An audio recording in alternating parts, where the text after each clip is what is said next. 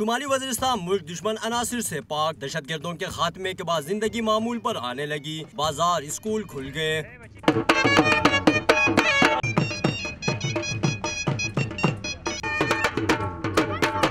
جی او سی شمالی Waziristan major general احسن اثر حیات کا کہنا ہے کہ شمالی وزیرستان میں اب کوئی نو گو ایریا نہیں ہے، متاثرین کی واپسی کا عمل جاری ہے، صرف 18 سے 20% علاقوں کو واپسی ہونا باقی ہے، جس سے جلد شروع کیا جائے گا۔ افغانستان جانے والے 6000 خاندان میں سے 3000 واپس آ گئے ہیں۔ جی او سی نے بتایا افغانستان میں دہشت گردوں کی پناہ گاہیں فاتح اور ملک کی امن کے لیے خطرہ ہے، سیکیورٹی کو مؤثر بنانے کے لیے بارڈر مینجمنٹ پر عمل درآمد بھی جاری ہے۔ افغان بارڈر کے ساتھ 1113 پوسٹیں بنائی گئی ہیں۔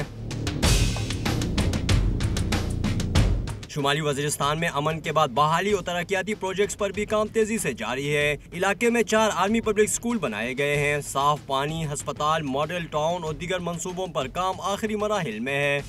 امن کو بہرحال آپ ادھر آئے ہیں تو یہ امن کی علامات تھے، ٹھیک ہے نا، لیکن جو زندگی کی سہولیات ہیں وہ ہمیں میسر نہیں ہے ابھی تک، بجلی، پانی اور فون۔